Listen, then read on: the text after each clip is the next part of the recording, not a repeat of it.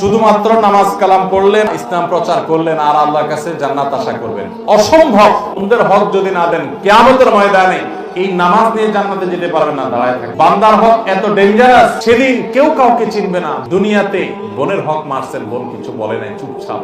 আপনি বলছেন ওরা তো চায় নাই, কিয়ামতের ময়দানে ঠিকই দিবে। অতএব বোনদের হক দিবেন তো সবাই ইনশাআল্লাহ।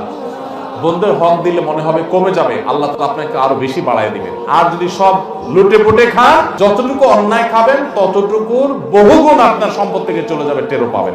আমাদের দেশে বন্ধের হক এটা মেরে খাওয়ার জন্য একটা জাল মাসালা বাইর করছে। মাসালাটা হলো, অনেক এলাকায় আছে, আপনাদের এলাকায় আছে কিনা জানি না, মানুষ বলে যে মেয়েরা বাবার বাড়ির হক নিলে, বাবার বাড়ির জমির ভাগ নিলে তাদের এটা সয় না। এটা হলো বন্ধের হক মেরে খাওয়ার জন্য একটা জাল মাসালা বানাইছে। একই বাবার সম্পদ তুমি ছেলে খাইতে পারবা, তোমার সবে কোনো অসুবিধা নাই, ওই বেচারা মেয়ে খেলে তার সইবে না। এর চেয়ে বাটপারি আর কি আছে? বন্ধের হক থেকে তাদেরকে বঞ্চিত করার জন্য বাবার বাড়ির হক নিলে তাদের সয় না, এই কথাটা বলাটা চিটারি।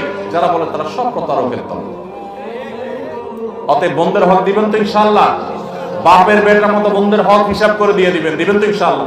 এই অন্যায়, এই অনাচারের বিরুদ্ধে একটা সংগ্রাম চালাতে হবে। বন্ধের হক দেওয়া এটা নফল না, এটা ফরজ।